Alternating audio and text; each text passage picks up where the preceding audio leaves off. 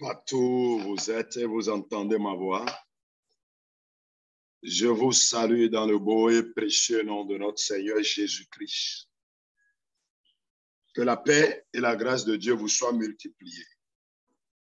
Nous allons commencer notre séance de prière. Tous ceux qui sont sur Zoom, je vous souhaite la bienvenue. Ceux qui sont sur WhatsApp, soyez les bienvenus.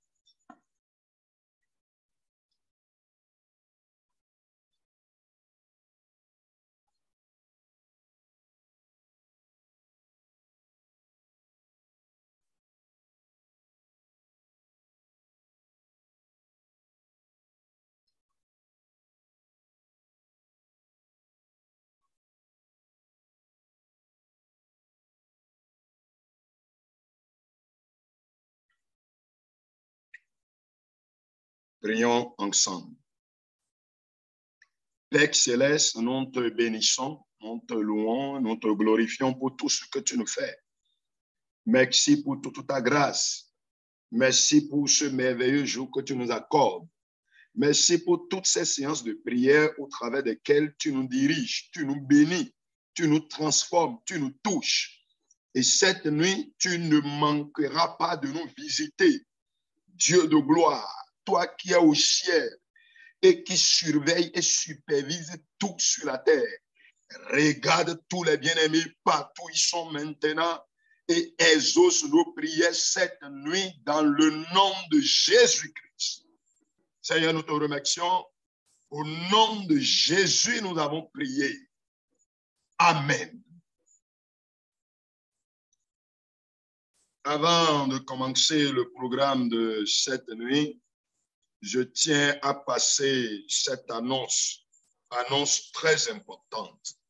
Une annonce très importante pour nous tous. Le vendredi 1er juillet, c'est-à-dire après-demain, le vendredi 1er juillet, nous aurons un spécial programme de prière avec tous les célibataires, c'est-à-dire les frères, les sœurs, tous ceux qui ne se sont pas encore mariés, ou bien les veufs, les veuves qui veulent encore se remarier. Et votre situation semble ne pas avoir de solution. Vous avez prié, vous avez cherché la solution à gauche, à droite, mais jusqu'à présent, c'est tout comme si les portes sont verrouillées. Par la grâce de Dieu, le vendredi, nous aurons un merveilleux programme. Alors, ne ratez pas. À la fin de la séance de prière de cette nuit, je vais envoyer les liens par lesquels ceux qui ne sont pas encore dans le groupe pouvaient passer pour nous rejoindre. Soyez bénis. Ouvrez vos Bibles dans Colossiens chapitre 1. Colossiens chapitre 1, versets 12 et 13. Colossiens chapitre 1, versets 12 et 13. La Bible dit, rendez grâce au Père. Rendez grâce au Père qui vous a rendu capable d'avoir part à l'héritage des saints dans la lumière qui nous a délivrés de la puissance des ténèbres et nous a transportés dans le royaume de son Fils.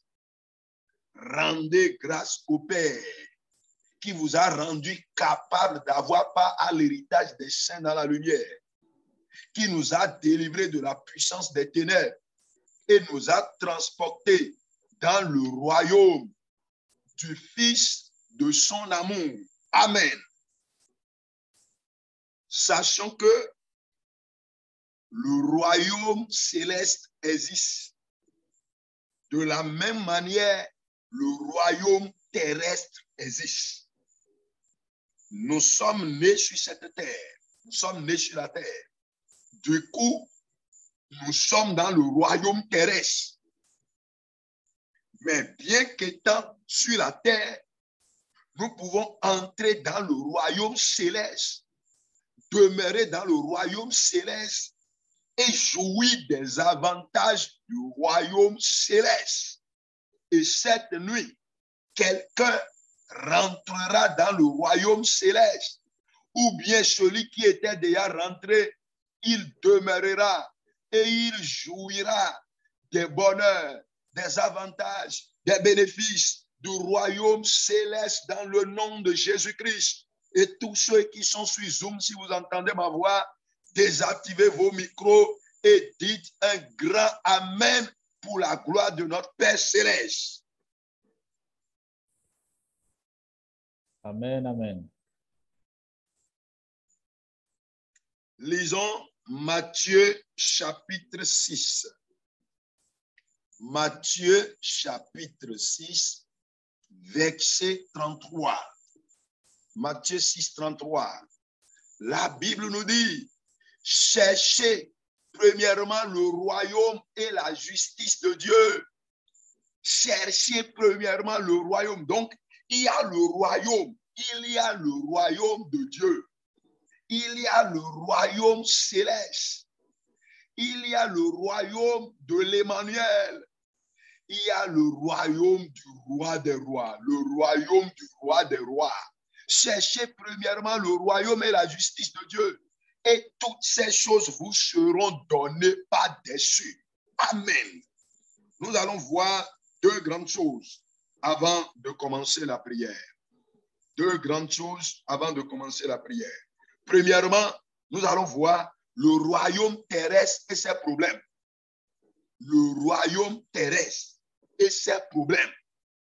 Et après, nous allons voir le royaume céleste et ses avantages. Le royaume céleste et ses avantages. Voyons d'abord la première partie, le royaume terrestre et ses problèmes. Lisons Psaume 9.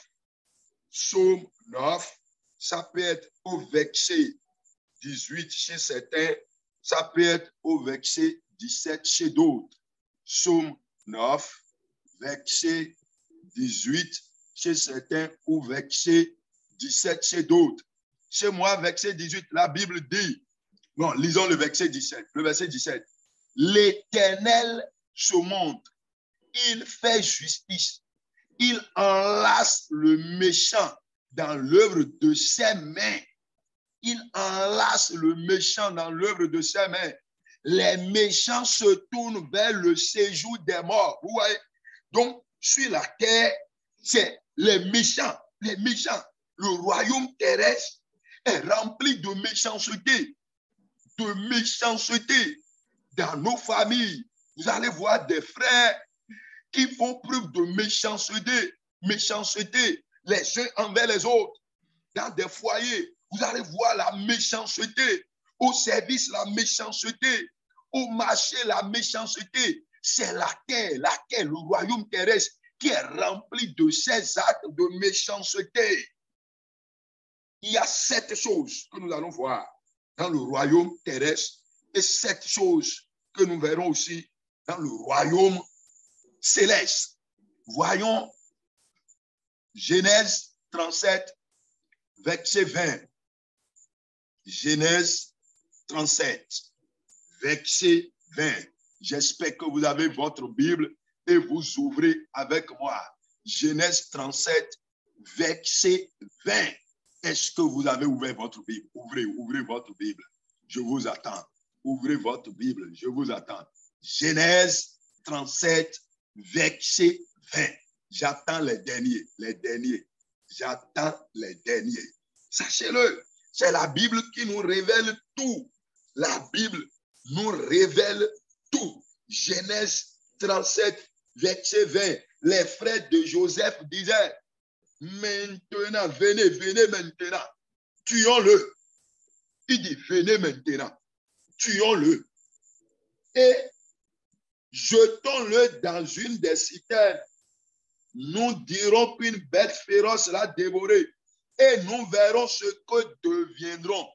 Nous verrons ce que deviendront. Ce que deviendront ces songes. Ça, ce sont des frères. Les frères qui disaient ça. Ce sont les frères. Des frères qui disaient ça de leurs propres frères. Le complot. Donc, premièrement, dans le royaume terrestre, il y a la méchanceté. Après cela, il y a le complot. Les complots. Les gens vont comploter contre toi. C'est ça, le royaume terrestre. Le royaume terrestre est rempli de complots, de méchanceté et de complots. Troisième chose à voir, dans le royaume terrestre. Troisième chose à voir, 2 Corinthiens 4. 2 Corinthiens 4, verset 4. 2 Corinthiens 4, 4. Ouvrez vos Bibles. 2 Corinthiens 4, 4. Je vous attends. Ouvrez vos Bibles. Je vous attends. 2 Corinthiens 4, 4. 2 Corinthiens 4, 4. Vous l'avez trouvé? 2 Corinthiens 4, 4. La Bible nous dit quoi? Dans 2 Corinthiens 4, 4. Bien-aimé, ne tarde pas. Ouvre ta Bible. Pour les incrédules. 2 Corinthiens 4, 4. Il dit, pour les incrédules, merci, bien-aimé. Pour les incrédules, dont le Dieu de ce siècle a aveuglé l'intelligence. Oh là là. Pour les incrédules, dont le Dieu de ce siècle a aveuglé l'intelligence, afin qu'ils ne puissent pas briller la splendeur de l'évangile de la gloire de Christ, qui est l'image de Dieu. Dans ce monde, le royaume terrestre, il y a la méchanceté, les complots, l'aveuglement. L'aveuglement. Ma prière est que cet aveuglement ne t'atteigne pas dans le nom de Jésus-Christ. Amen. Amen. Quatrième chose, dans ce monde, dans ce royaume terrestre, Éphésiens 2, 2. Éphésiens 2, chapitre 2. Éphésiens 2, chapitre 2. Ouvrez vos Bibles, bien-aimés. Éphésiens 2, chapitre 2. La Bible dit quoi? Dans lesquels vous marchiez autrefois, selon le train de ce monde, selon le prince de la puissance de l'air, de l'esprit. Qui fait quoi? Qui fait quoi? Qui agit maintenant dans les fils de la rébellion. Qui agit maintenant dans les fils de la rébellion. Vous voyez? C'est ça, les fils de la rébellion. Les fils de la rébellion. Nous sommes dans un monde où c'est la rébellion qui domine. La rébellion règne partout. C'est la rébellion qui règne partout. Le monde terrestre, le royaume terrestre est rempli de rébellion. Vous entrez dans les foyers, les enfants sont rebelles. Vous entrez dans les services, les employés sont rebelles aux employeurs. Vous allez à l'école, les élèves sont rebelles. Vous entrez dans la rue, vous allez rencontrer rien que des rebelles. C'est le royaume dans lequel nous sommes, le royaume terrestre. Cinquième chose à voir, Genèse 21, verset 16. Genèse 21, verset 16. Partout où vous êtes et vous entendez ma voix, ne manquez pas d'ouvrir la Bible. Genèse 21, verset 16. Genèse 21, verset 16. La Bible dit, et alla s'asseoir vis-à-vis à une portée d'arc, car elle disait que je ne vois pas mourir mon enfant. Elle s'assit donc vis-à-vis de lui et fit quoi? Et éleva la voix et pleura. Le monde terrestre, le royaume terrestre est rempli de pleurs. Tu rentres dans une maison maintenant, quelqu'un est en train de pleurer. Tu rentres dans une chambre maintenant, quelqu'un est en train de pleurer. Une femme est en train de pleurer parce que son mari la maltraite. Un mari est en train de pleurer parce que sa femme l'a délaissé. Quelqu'un a perdu l'emploi et il pleure. Peut-être quelqu'un à l'hôpital maintenant, il est en train de pleurer. Il a cherché la solution partout. L'argent est là, mais la maladie ne quitte pas. Il ne comprend rien dans sa vie. Quelqu'un est oppressé, quelqu'un est malmené par les esprits mauvais, les démons. Quelqu'un est sous l'esclavage satanique. La confusion de ce monde. Le monde est rempli de crises. Donc, nous sommes dans un royaume qui fait pleurer. Le royaume terrestre fait pleurer. Les dominations terrestres, les puissances terrestres, les forces occultes font pleurer. Donc, nous allons comprendre que dans ce monde, le royaume terrestre est rempli, de méchanceté, de complot, d'aveuglement, de rébellion, de pleurs. Voyons la sixième chose. Jean chapitre 5, verset 3. Bien-aimé, ouvre ta Bible. Jean 5, verset 3. Suis Zoom. Celui qui trouve ça premièrement, nous lit ça. Suis Zoom. Jean 5, verset 3. Le premier qui trouve, il nous lit ça. Qu'est-ce que la Bible dit? Sous ces portiques étaient couchés un grand nombre de malades, Voilà. des aveugles, des boiteux, Voilà. des paralytiques Voilà. qui attendaient le mouvement de l'eau. Vous voyez, sous ces portiques étaient couchés en grand nombre des malades. Mais cela se passait où? Vous voyez le verset 1. Après cela, il y eut une fête des Juifs et Jésus monta à Jérusalem. Vous voyez, à Jérusalem. Cela se passait à Jérusalem. Des malades innombrables au point où on a bâti, on a construit de hangars. Les portiques là, ce sont comme des hangars ronds que nous voyons dans nos marchés. C'est la même chose. C'est quelque chose comme ça. Et des malades incomptables. Le royaume terrestre est rempli de maladies. De maladies. Nous avons des parents malades. Nous avons des frères malades. Nous avons des bien-aimés qui sont malades. Oh, cette nuit, nous quittons ce royaume terrestre-là dans le nom de Jésus-Christ. Amen. Dernière chose que nous voyons dans le royaume terrestre, Luc 13, verset 16. Luc 13, verset 16. Luc chapitre 13, verset 16.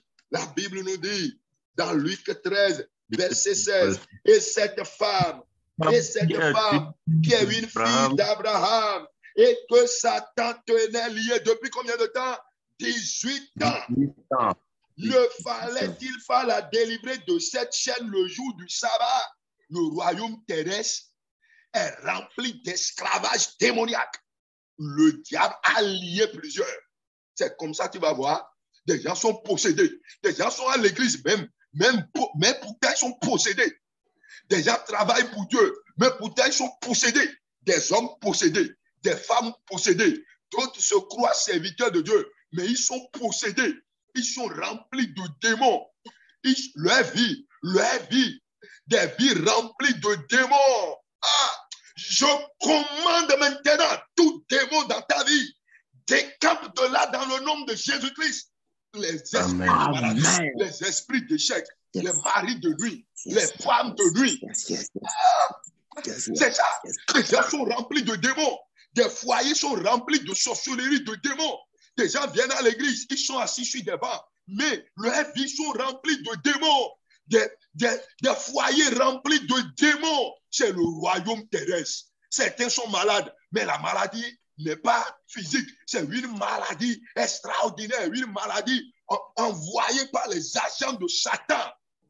Nous quittons le royaume terrestre pour le royaume céleste. Deuxième point, le royaume céleste et ses avantages. Le royaume céleste et ses avantages. Ouvrons Luc 24. Luc 24, verset 47. Luc 24, verset 47. Ouvrez votre Bible, s'il vous plaît. Luc 24, 47. Luc 24. Et que la repentance et le pardon des péchés seraient prêchés en son nom à toutes les nations, à commencer par Jérusalem. Dans le royaume céleste, le premier avantage, c'est quoi? Le pardon. Le pardon. Nous recevons le pardon. Nous recevons le pardon pour quel que soit ce qu'on a commis, quelles que soient les iniquités. Les hommes peuvent ne pas nous pardonner. Nos familles peuvent refuser de nous pardonner. Des responsables d'église peuvent refuser de nous pardonner. Mais le Seigneur nous pardonne. Quel que soit ce que tu as fait, quel que soit le péché commis, quelles que soient les iniquités, les transgressions commises. Luc 24, 47 nous garantit que la repentance et le pardon seraient prêchés dans le nom de Jésus-Christ. Ça veut dire quoi? Le pardon est disponible et la repentance est disponible. La première des choses, le premier avantage que nous recevons du royaume céleste, c'est le pardon. Deuxième chose, le pouvoir. Le pouvoir. Jean chapitre 1, verset 12. Jean 1, verset 12. Ouvrez vos Bibles. Jean 1, verset 12. La Bible nous dit dans Jean 1, verset 12, mais à tous ceux qui l'ont reçu, vous voyez, à tous ceux qui l'ont reçu, si tu peux recevoir le Seigneur cette nuit, si tu peux encore reconsidérer ta vie chrétienne cette nuit, mais à tous ceux qui l'ont reçu, à ceux qui croient en son nom. Elle a donné le pouvoir de devenir enfants de Dieu, lesquels sont nés. Jésus est la parole personnifiée. C'est pourquoi on dit elle ici, parlant de la parole. Mais c'est Jésus. Donc, un, le pardon. Deux, le pouvoir. Le royaume céleste est un royaume de pouvoir. C'est un royaume de gloire. C'est un royaume de puissance. C'est un royaume d'autorité. Donc, c'est un royaume dans lequel on pardonne. Sur cette terre, on ne pardonne pas. Mais Dieu lui pardonne. Sur cette terre, c'est la puissance de Satan qui domine. Mais dans le royaume de Dieu, il y a la puissance de Dieu pour écraser Satan et ses agents. Ainsi soit-il dans ta vie cette nuit, dans le nom de Jésus-Christ. Troisième chose, troisième avantage dans le royaume céleste. Luc 15, verset 7. Luc 15, verset 7. Qu'est-ce que la Bible nous dit? Dans Luc 15, verset 7. La Bible dit, de même, je vous le dis, il y aura plus de joie dans le ciel pour un seul pécheur qui se repent que pour 99 justes qui n'ont pas besoin de repentance. Cette nuit, la joie céleste inonde ta vie dans le nom de Jésus-Christ. Dans le royaume céleste, il y a la joie. Dans le royaume terrestre, il y a les pleurs, l'amertume, les lamentations, l'agonie. Mais au ciel, dans le royaume de Dieu, dans le royaume de Dieu, le royaume spirituel, le royaume de l'Emmanuel, le royaume des cieux, il y a la joie. Et cette joie remplira nos vies cette nuit dans le nom de Jésus-Christ. Psaume 51, Psaume 51, verset 14. Psaume 51, verset 14. Rends-moi la joie de ton salut et qu'un esprit de bonne volonté me soutienne. Dès que tu reviens à Christ, dès que tu donnes toute ta vie à Christ, la joie du salut inonde ta vie. Et ce serait ainsi pour toi cette nuit dans le nom de Jésus-Christ. Amen. Un, il y a le pardon. Deux, il y a le pouvoir. Trois, il y a la joie. Quatrième chose, Jean chapitre 10, verset 10. Jean 10, verset 10. Ouvrez vos Bibles, bien-aimés, dans Jean chapitre 10, verset 10. Jean, je dis bien, Jean chapitre 10, verset 10. Jean 10, verset 10, il dit, le voleur ne vient que pour dérober, égorger et détruire. Moi, je suis venu afin que les brebis aient la vie et qu'elles soient dans l'abondance. Dans le royaume des cieux, il y a la vie en abondance. Cinquième chose, dans le royaume des cieux, Ésaïe 58, verset 12. Ésaïe 58, verset 12. La Bible dit, les tiens rebâtiront sur d'anciennes ruines. Tu relèveras des fondements antiques. On t'appellera réparateur des brèches. Celui qui restaure les chemins, qui rend le pays habitable. Amen. Avant, il n'y a pas l'espoir. Avant, c'était les pleurs. Avant, c'était les soucis. Avant, c'était les lamentations. Mais à partir de cette nuit, puisque nous rentrons dans le royaume des cieux, dans le royaume céleste, la restauration vient. Dieu te restaure et il fait de toi restaurateur. Dieu restaure tout ce que tu as perdu et il t'envoie maintenant pour aller restaurer la vie des gens. Sixième chose, dans le royaume de Dieu, il y a la guérison. Il y a la guérison. Jérémie 30, verset 17. Jérémie 30, 17. Mais je te guérirai. Amen. Y a-t-il quelqu'un qui est malade là-bas? Un frère, une soeur, un bien-aimé, un parent, quelqu'un qui est à l'hôpital, quelqu'un qui est à la maison? Je commande maintenant, reçois la guérison dans le nom de Jésus-Christ. C'est Dieu qui le dit. Il dit, mais je te guérirai, je penserai tes plaies, dit l'Éternel, car il t'appelle à repousser. Cette sillon dont nul ne prend soin, dont nul ne prend souci. On t'a oublié. Les gens ont cru que ta situation là, c'est terminé. Il n'y a plus de solution. Mais je te dis ce soir, l'espoir est là. Il y a l'espoir pour toi. La guérison est disponible pour toi. La main de l'Éternel va te toucher. Donc, dans le royaume de Dieu, il y a le pardon, il y a le pouvoir, il y a la joie, il y a la vie abondante, il y a la restauration, il y a la guérison. Et pour finir, il y a la délivrance. Il y a la délivrance. Luc 13, revenons à Luc 13, verset 16. Luc 13, verset 16. Cette femme qui est une fille d'Abraham et que Satan tenait lié depuis 18 ans, ne fallait-il pas la délivrer de cette chaîne le jour du sabbat? Et elle était délivrée. Et elle était délivrée. Maintenant, toi aussi, tu es délivré dans le nom de Jésus-Christ. C'est ça. Tu es délivré. Délivré dans le nom de Jésus-Christ. Ainsi soit-il que les paroles de l'Éternel s'accomplissent dans ta vie maintenant. Commençons par élever nos voix et commençons par remercier le Seigneur maintenant. Élevons nos voix et commençons par remercier le Seigneur. Car cette nuit, nous quittons le royaume terrestre avec ses pleurs. Nous quittons le royaume terrestre avec ses afflictions. Nous quittons le royaume terrestre avec ses soucis. Et nous rentrons dans le royaume céleste avec ses avantages. Remercie le Seigneur maintenant. Prie. Remercie mon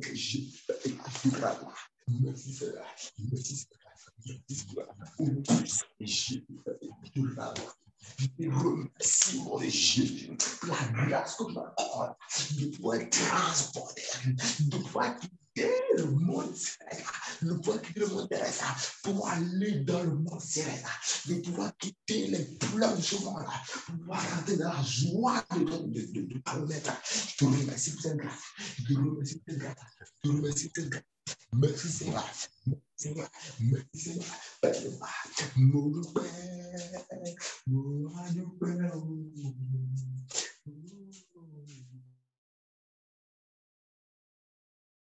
Prions et remercions le Seigneur.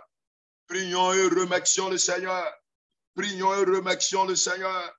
Prions et remercions le Seigneur maintenant. Prions et remercions le Seigneur maintenant. Car il est là, il est là, il est là. C'est lui qui nous libère. C'est lui qui nous délivre.